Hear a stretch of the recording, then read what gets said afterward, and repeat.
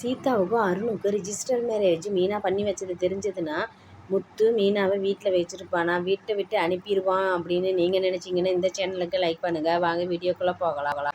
Sathya degree pass ஆனதுக்கு ரொம்பவே விருந்து வச்சு மொக்கலம் பண்ணி கொண்டாடினதில் வந்தவங்க எல்லாமே சீதாவுக்கு எப்போ கல்யாணம் பண்ணி வைக்க போகிறா, இவன் எதை சத்யா பாஸ் பண்ணதுக்கு இவ்வளோ விருந்து வச்சுட்டேன், சீதாவோட கல்யாணத்துக்கு இதை விட நல்ல விருந்து வைப்பேன்னு நினைக்கிறேன். நல்ல இடத்துல மாப்பிள்ளை பார்த்து கல்யாணம் பண்ணி, அப்படி இல்லாட்டி அவள் விரும்புகிற அருணையே கல்யாணம் பண்ணி வச்சுட்டு அவன் நல்லா கவர்மெண்ட் வேலை தானன்ட்டு எல்லாம் ஒவ்வொருத்திங்களா சொல்ல முத்துக்கு ரொம்பவே டென்ஷன் ஆகுது. என்னடா பண்ணுறதுன்னு தெரியாமல் எல்லாத்தையும் கண்ட்ரோல் பண்ணிகிட்டே இருக்கா. இருந்தோடனே சீதா நீயே உனக்கு யார் பிடிச்சிருக்குன்னு சொல்லு, நீ அருணை கட்டமாண்ட, நான் மாமா சொல்கிறத கல்யாணம் பண்ணுவேன்னு சொல்லு சீதான்னு சொல்லி கேட்க, ஆனால் சீதா எதுவுமே சொல்லாமல் அழுதுகிட்டே ஓடிடுறா. பார்த்தியா இப்போ இருந்து தெரிஞ்சுக்க அவளோட மனசில் அருண் தான் இருக்கா அப்படின்னு சொல்லி ஹவுஸ் ஓனர் சொல்ல முத்துக்கு ரொம்பவே கோவம் வந்து திட்ட ஆரம்பிச்சிடறா. மீனா இருந்துட்டு சரி அமைதியாக இருங்க, இதுக்கெல்லாம் டென்ஷன் ஆக வேண்டாம், கம்முனு பேசாமல் இருங்க, எல்லாம் பார்த்துக்கலாம் அப்படின்னு சொன்னோன்னே போய் சீதாவை கூப்பிட்றப்ப சீதா கதவை சேர்த்திட்டு கதவை திறக்க மாட்டேங்கிறா.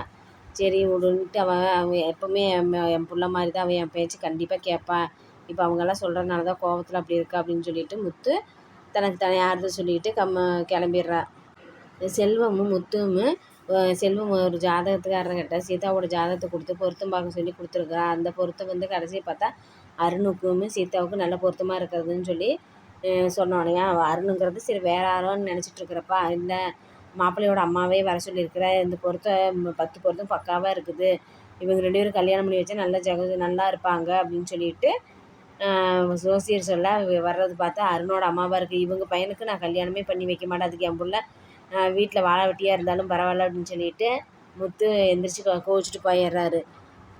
ஜோசிகாரர் அந்த அம்மாவை பார்த்து கேட்குறாரு, ஏன் நல்ல ஜாதகத்தை இவர் இப்படி தட்டி விட்றாருன்னு தெரியலையே, இவர் வந்து கொழுந்தியாவுக்கு தான் என் பையனை கேட்டது, அவங்க 2 பேரும் தான் லவ் பண்ணாங்க, ஆனால் அந்த லவ் பிரித்ததே இந்த ஆள் தான், இதனால தான் இப்போ நானே வேறு பொண்ணை தேடிட்டு அலையிறேன், ஆனால் எனக்கு தெரியும் சீதாங்கிறவங்க நல்ல பொண்ணுன்னு தெரியும், நீங்கள் இந்த சீதா தான் சொல்லியிருந்தீங்கன்னா நான் கண்டிப்பாக வேணான்னு சொல்லியிருப்பேன், 2 பேரும் விரும்பிட்டு தான் இருக்காங்க, ஆனால் என் பையன் அந்த பொண்ணை தான் கல்யாணம் பண்ணுவேன்ட்டு இருக்கிறான் அப்படின்னு சொன்னேன்.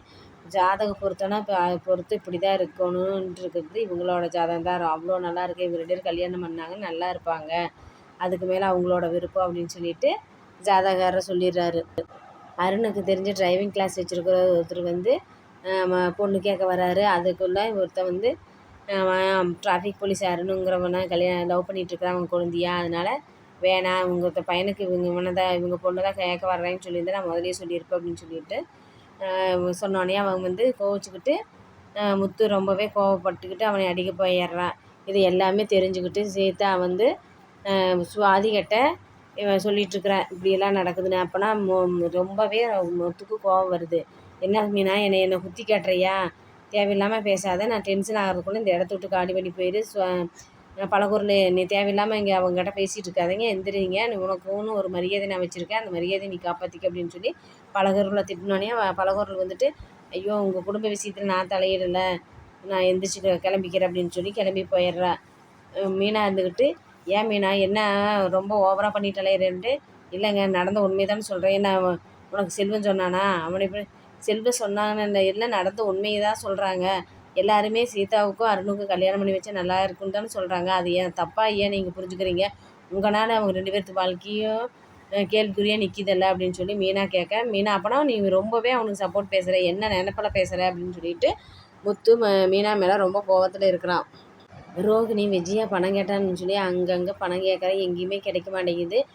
வித்யா வந்து கூப்பிட்டு ஃபோன் பண்ணோன்னே சரி பணம் கொடுக்குறாதா இதாக கூப்பிட்றான்னு சொல்லிட்டு போய் பேசுகிறப்ப, நீ தேவையில்லாமல் நான் எங்கிட்ட பணம் கேட்காம என்னோடய ஆளுகிட்ட நீ எதுக்கு பணம் கேட்குற, அவன் என் ஃபினான்சியரு என்னை கேட்காம எதுவும் செய்ய மாட்டா, என்ன இன்னும் கல்யாணமே எனக்கு ஆகலை, இப்போ இருந்து நான் பணம் கேட்குறேன்னு என்னை தப்பாக நினைக்க மாட்டேன்னா. நம்ம ரோகிணிக்கு வித்யாவுக்குமே ரொம்பவே வாக்குவாதம் நடந்தது. இனிமேல் நம்ம ஃப்ரெண்ட்ஷிப்புக்குள்ளே எதுவுமே வேண்டாம், நீ என் ஃப்ரெண்ட்ஷிப்பை கட் பண்ணிக்க, நான் உங்களோட இனிமேல் பழகலை அப்படின்னு சொல்லிட்டு வித்யா ரொம்பவே கோவமாக ஆக்ரோஷம் பண்ணியிருந்தா. நீ அப்போ நான் ஃப்ரெண்ட்ஷிப்பை கட் பண்ணேன்னு சொல்லிட்டு அந்த பணத்தை நான் கேட்க மாட்டேன்னு மட்டும் நினைக்காத, அந்த பணம் 1,00,000 ரூபா பணத்தையும் எனக்கு கொடுத்துரு அப்படின்னு சொன்னீங்க. ரோகிணி ரொம்பவே அழுதுகிட்டு இப்படியெல்லாம் பண்ணுறேன்ட்டு அழுதுட்டு போயிடுறா. ரோகிணி இருந்துட்டு வீட்டில் அழுதுகிட்டு உட்காந்துருக்கிறப்ப மனோஜ் வந்து பார்க்குறா, ஏன் அழுதுகிட்டு இருக்கேன்னு சொல்லி கேட்குறப்ப, நான் அழுகிறதெல்லாம் உனக்கு கண்ணுக்கு தெரியுது, நான் கஷ்டப்படுறதெல்லாம் உனக்கு தெரியுதா அப்படின்னு சொல்லி கேட்க, ஆமாம் நீ தெரியுது, இந்த பிரச்சனையெல்லாம் நீயே ஏற்படுத்திக்கிட்டு, எங்கள் அம்மா நகை கேட்டாங்களே நீயே தானே வாங்கி கொடுத்த, அது திருட்டு நகையாக போனது நாங்கள் ஒன்றும் பண்ண முடியாது, இப்போ வந்து என் அப்பா எல்லாம் வந்து கணக்கு வழக்கு எல்லாமே அவர் தான் பார்த்துக்கிறாரு. நான் ஒரு ரூபாய் எடுத்தாலும் அவர் கணக்கு கேட்பாரு. இப்போ உனக்கு 1,00,000 ரூபா கொடுத்து நான் எப்படி உதவ முடியும்? எனக்கு தெரியாது நீ என்ன பண்ணுவியோ எது பண்ணுவியோ, நீயே அந்த பிரச்சனையை தீர்த்துக்கோ அப்படின்னு சொல்லிட்டு மனோஜ் சொன்னானே ரொம்பவே கோவப்பட்டுக்கிட்டு இருக்கா ரோகிணி. நான் ஒன்றும் பண்ண முடியாது, என் சூழ்நிலையை நீ புரிஞ்சுக்க. வேணா ஸ்ருதி ரவிகிட்ட கேட்டுப்பாரு, அவங்க 2 பேரும் தருவாங்களா என்னென்னு அப்படின்னு சொல்லி போய் ஸ்ருதிகிட்ட பணம் கேட்குறப்ப ஸ்ருதி இருந்துட்டு நான் என்கிட்ட பணம் இல்லை, இப்போ தான் நான் ஹோட்டலுக்கு எல்லாம் அமௌண்ட்டையும் நான் போட்டுட்டு என்கிட்ட அவன் சுத்தமாக பணமே இல்லை அப்படின்னு சொன்னானே. இல்லை நீ வந்து இதே மீனா கேட்டிருந்தா நீ அரேஞ்ச் பண்ணி கொடுத்துருப்ப, நான் கேட்டதுனால தரமாட்டேங்கிற அப்படின்னு சொல்லி. ஆமாம் மீனா கேட்டால் கொடுத்துருப்பேன் தான், ஆனால் மீனா பொய் பேச மாட்டாங்க, நேர்மையாக இருப்பாங்க. ஆனால் இவங்க வந்து அப்படியே நீங்கள் ஆண்டி பணம் கேட்குறப்ப நீங்கள் எதுக்கு ஒத்துக்கிட்டீங்க? திருட்டு நகை என்கிட்ட விற்றதுக்கு நான் ஒன்றும் பண்ண முடியாது, நான் பணம் தர முடியாதுன்னு அடித்து பேச வேண்டியதானே. நீங்கள் அதையெல்லாம் பொறுத்துக்கிட்டு நீங்கள் அமைதியாக இருக்காது. அப்படியெல்லாம் அவன் மீனாவும் இருக்க மாட்டாங்க. எங்களால் இருக்க முடியாது, நான் என்னால் பணம் தர முடியாது. மீனா நடந்துக்கிற நடவடிக்கையை பார்த்தே முத்து சீதாவுக்கும் அருணுக்கும் கல்யாணம் பண்ணி வச்சது மீனா தாங்கிறது கண்டுபிடிச்சிருவாங்க. தான் செல்ஃபோன் எடுக்கிறப்ப மீனா பிடிங்கிட்டு காட்ட மாட்டாங்க. அதனால இதில் என்னமோ ரகசியம் இருக்குது அப்படின்னு சொல்லிட்டு முத்து அந்த ஃபோன் எடுத்து பார்த்து அருணுக்கும் சீதாவுக்கும் ரிஜிஸ்டர் மேரேஜ் ஆனது ஃபோட்டோ பிடிச்சதெல்லாம் கண்டுபிடிச்சி மீனாவை வீட்டை விட்டு வெளியில் துரத்திடுவாங்க அப்படின்னு நீங்கள் நினச்சிங்கன்னா இந்த சேனலுக்கு லைக் பண்ணுங்கள்.